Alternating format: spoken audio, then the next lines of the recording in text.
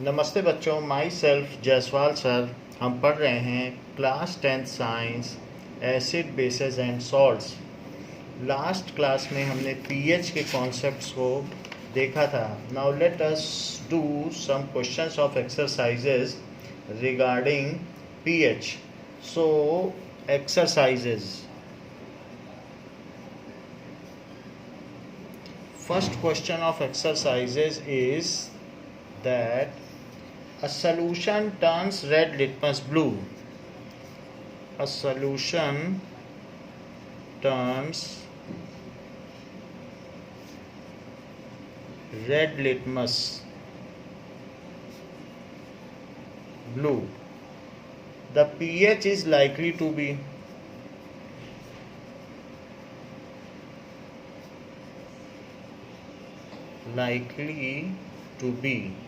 इसका pH क्या होगा? 1, 4, 5, 10. So bases convert red litmus into blue. So bases convert red litmus into blue. Their pH is more than 7. Bases का pH क्या होता है? Their pH value is more than 7. So D is correct.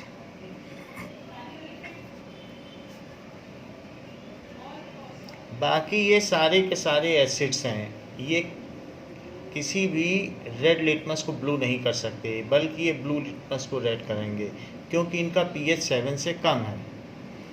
Next question is 9th। 5 solutions A, B, C, D and E when tested with universal indicator. So 5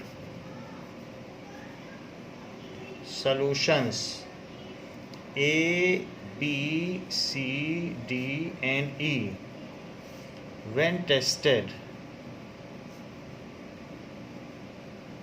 with universal indicator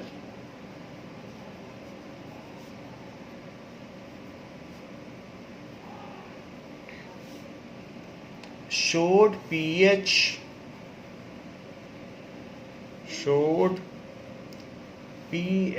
4, 1, 11, 7 and 9. 4, 1, 11, 7 and 9 ये दिखाते हैं respectively.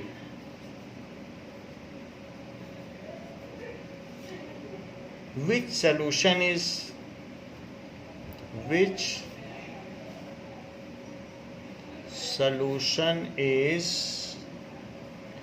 neutral? Which solution is strongly alkaline?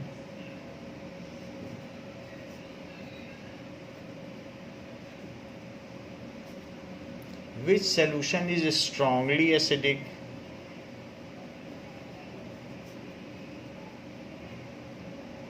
Which solution is weakly acidic?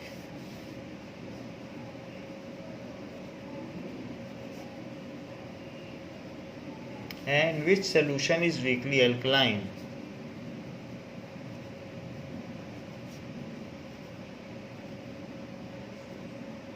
ये सारी चीज़ें पूछी गई हैं।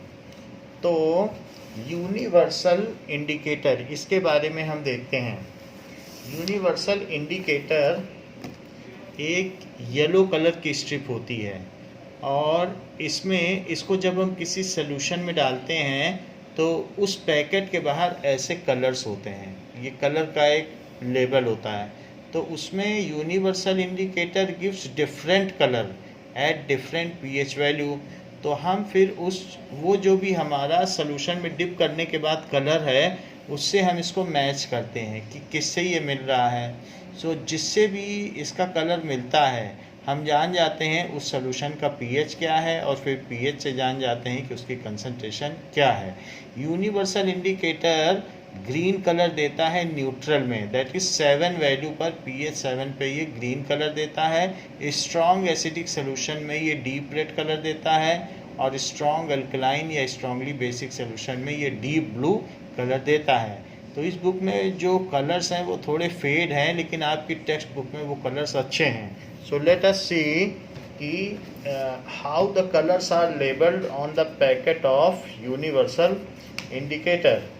तो उससे हमें ये पता चल जाएगा यूनिवर्सल इंडिकेटर कैसा कैसा कलर देता है। सो this is the strip for universal indicator. तो डीप रेड देगा ये 0 पर, 0 से 14 तक पीएच होता है। तो हम यहाँ पर देख रहे हैं कि ये यूनिवर्सल इंडिकेटर इस तरीके का वैल्यू शो करेगा। So this is given. तो by this we are seeing that pure water is green while acidic is red and it is deep blue. Now जो strip of universal indicator है, now this is universal indicator and in this yellow colored strips are there and a chart is there with the different pH value.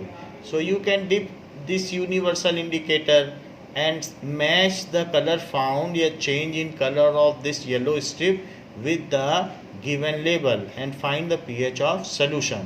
So what is universal indicator? इस चीज़ को हम देख लें, फिर उसके बाद इस क्वेश्चन को करें। Universal indicator is mixture of many different indicators. So इस क्वेश्चन को करने से पहले एक चीज़ देख लें कि universal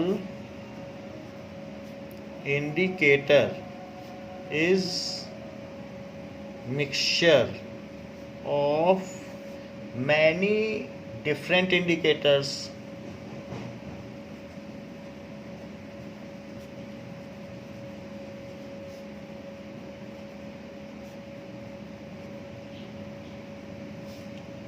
which give different colors at different pH value, which gives different color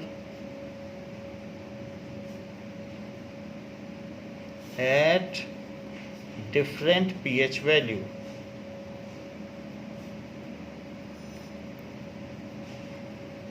So manufacturer give us a chart of colors along with pH value to facilitate us to find the pH of solution. So manufacturer provide us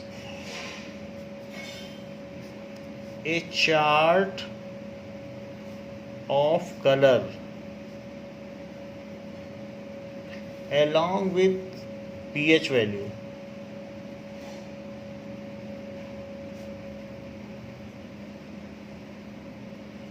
To detect the pH value of solution.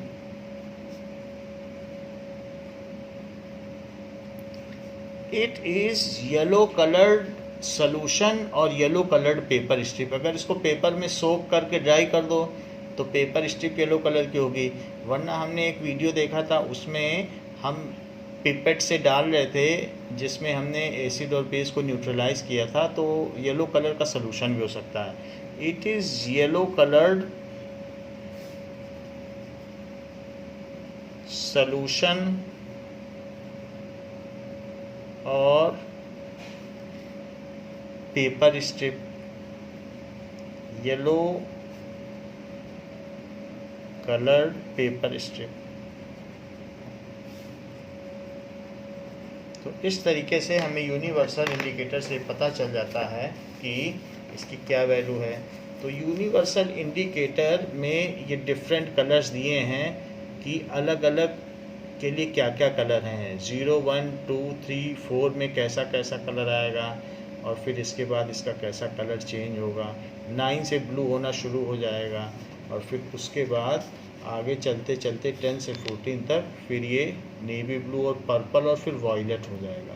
So these are the various colour range. तो अलग अलग pH value पे अलग अलग colour देता है। Now अब हम क्वेश्चन पर आते हैं। ये तो आपको यूनिवर्सल इंडिकेटर की डेफिनेशन बता दी। नाउ क्वेश्चन का आंसर देखिए। सो पीएच वैल्यू 411779 है, ये अलग अलग पीएच वैल्यू है, तो इसको एक साथ लिख लें। 417119 है तो 1 लिखिए, फिर 4, फिर 7, फिर 9 और 11, इनको हमने ऐसे लिख लिया। 7 इज न्यूट्रल,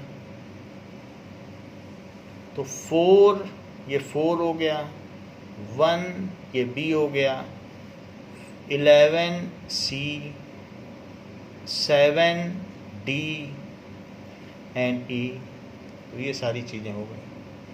तो अब ये न्यूट्रल हो गया। 4 weekly alkaline, weakly acidic, weakly acidic क्योंकि इधर एसिडिक होता है। ये कैसा होगा? Strongly acidic. और ये वीक एल्कलाइन। जो एल्कली होते हैं वो भी बेस होते हैं। जैसे अमोनिया एक अल्कली है, उसमें OH नहीं है लेकिन वाटर में डाला जाए तो NH4OH बना देता है। तो एल्कली वो होते हैं जिनमें OH नहीं होता है, लेकिन पानी से मिल के NH3+H2O गिव्स NH4OH और OH रिलीज भी कर देता है। तो 11 वाला स्ट्रॉन्ग एल्कली।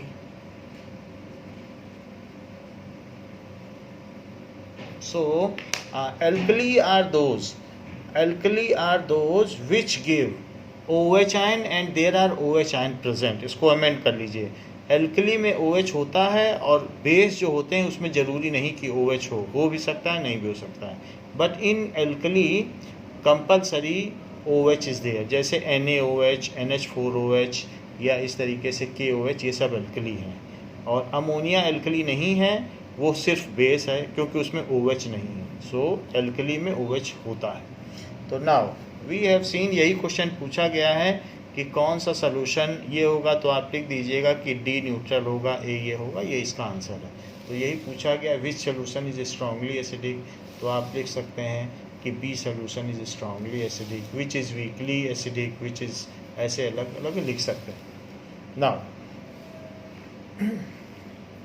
अब देखिए एक्सरसाइज का question number 10। So question number 10 में क्या कहा गया है?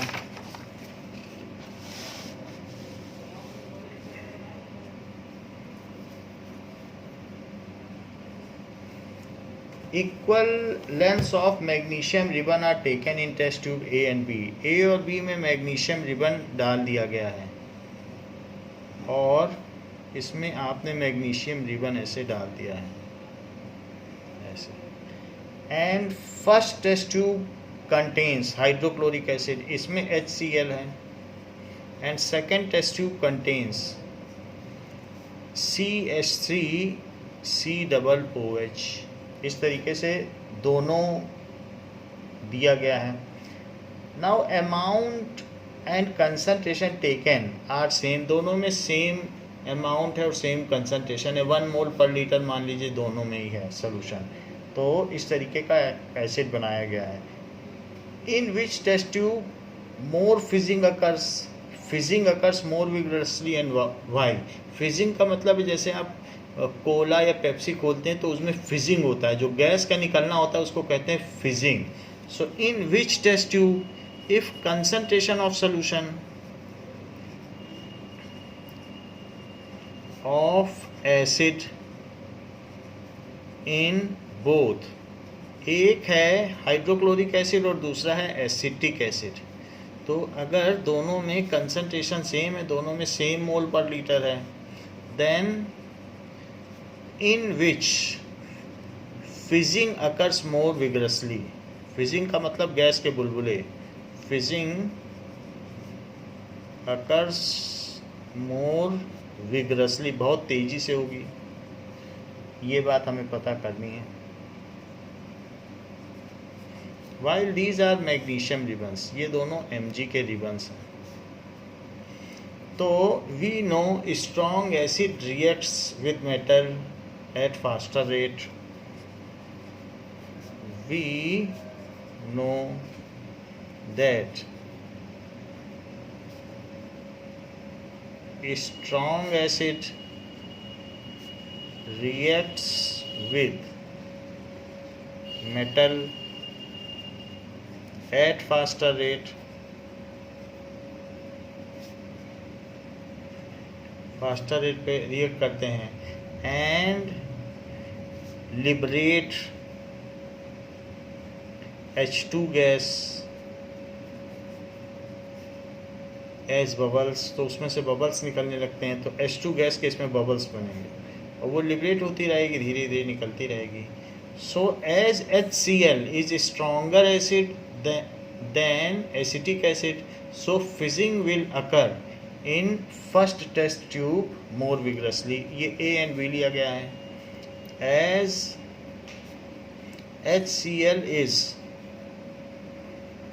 Stronger acid then acetic acid,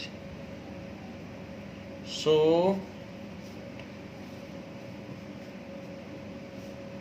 former यानी पहले वाला liberate H2 gas at faster rate.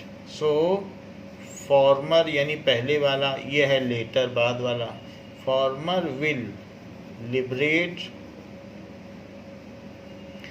H2 gas at faster rate. तो जैसे HCl है और Mg, तो इसमें क्या होगा MgCl2 और प्लस H2, तो ये यही फिजिंग आउट हो जाएगा. दैट इज फिज आउट, यही गैस बाहर निकलेगी. और जबकि CH3COOH ये भी एक एसिड ही है, ये भी Mg से रिएक्ट करेगा, तो ये CH3COO इस पे एक माइनस होता है, तो इसलिए इसका होल ट्वाइस करना पड़ेगा. इसके दो लगेंगे Mg के साथ, क्योंकि Mg पे 2 प्लस होता है और प्लस H2. तो इस तरीके से ये मैग्नीशियम एसीटेट हो जाएगा. और CH3COO होता तो सोडियम एसीटेट होता. सो मैग्नीशियम एसीटेट, ये मैग्नीशियम क्लोराइड है. तो ये भी फिज आउट होगा. ये फिज आउट स्लोली होगा और ये फिज आउट फास्टली होगा. और ये वीक एसिड है और ये स्ट्रॉन्ग एसिड है. तो इस तरीके से हम दिखा सकते हैं कि इसमें फिज आउट कैसे होगा. Now 11th question says that fresh milk has a pH of 6. तो fresh milk में has pH of 6. How do you think the pH will change as it turns into curd? How do you think the pH will change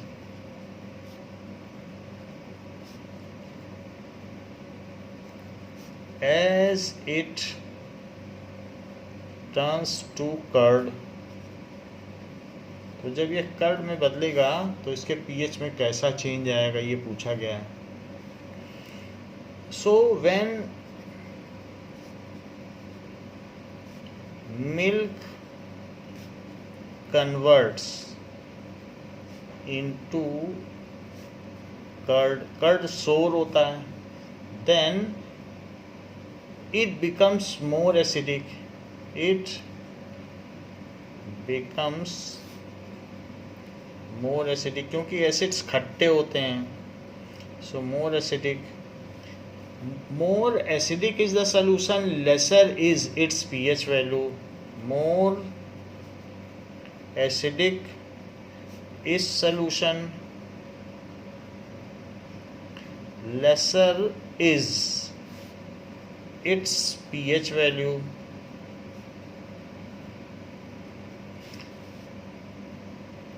विलयन जितना अम्लीय होगा उसका pH का मान उतना ही कम होगा. So during lactification of milk its pH value will fall. तो क्योंकि वो ज़्यादा एसिडिक हो गया है तो उसकी पीएच वैल्यू गिर जाएगी. ड्यूरिंग लैक्टिफिकेशन ऑफ मिल्क यानी जो कर्डिंग ऑफ मिल्क, लैक्टिफिकेशन ऑफ मिल्क. ऐसा क्यों होगा?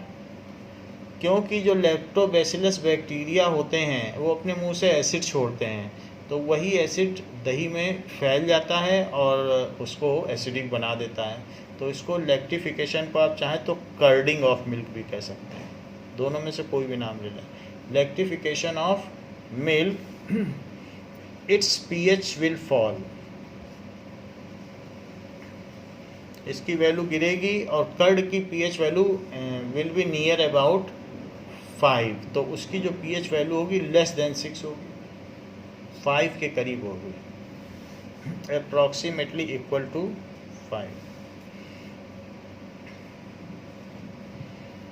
A milkman adds a very small amount of baking soda to fresh milk.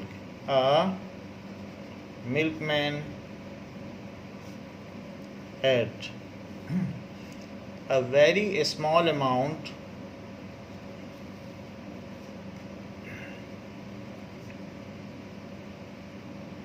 of baking soda in fresh milk.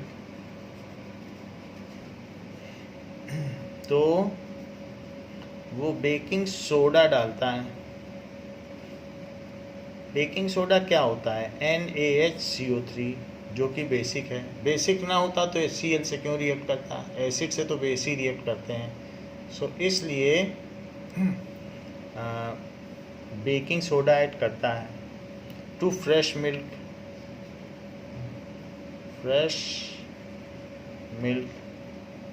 Why does he shift the pH of fresh milk from 6 to slightly alkaline? तो वो ऐसा क्यों करता है? Why does he shifts the pH of fresh milk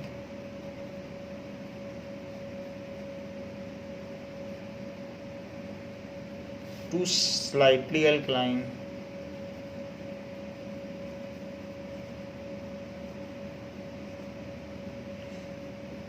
अगर baking soda डाल के दूध ही आपके यहाँ दूध दे जा रहा है तो बेकिंग सोडा भी एक तरीके का बेस है, तो उस दूध में झाग बहुत आएगा, ऐसा लगेगा जैसे साबुन उबाल रहे हैं. तो इट गिव्स मोर फोम.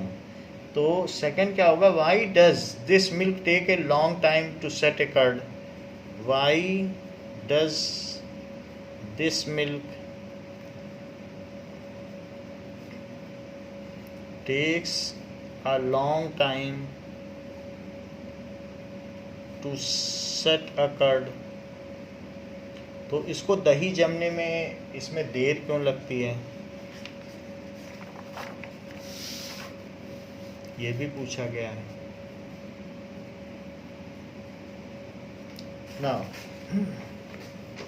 तो पहली बात कि वो बेकिंग सोडा क्यों डालता है. So he adds, so वो मिलाता है, he adds baking soda.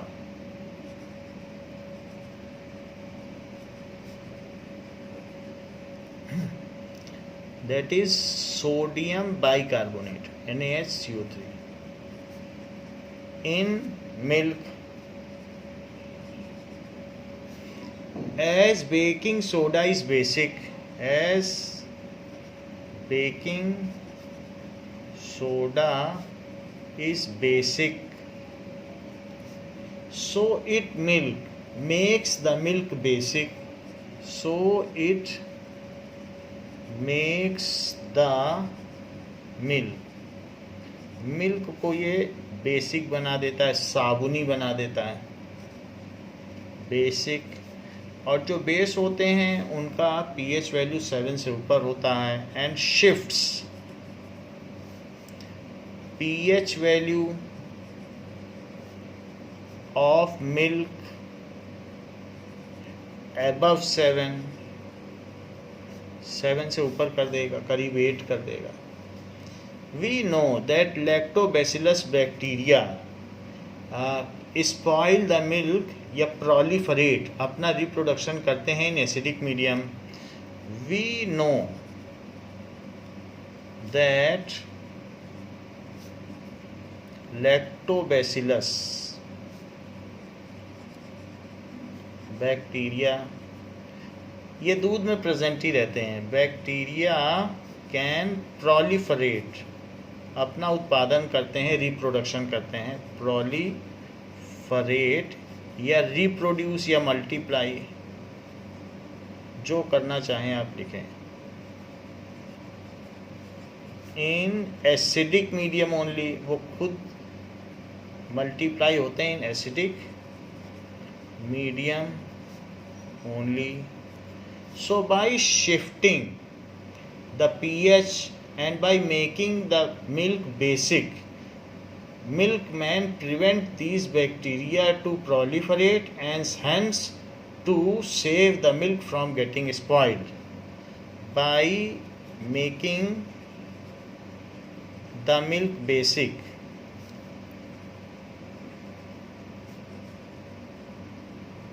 and shifting pH above 7, milkman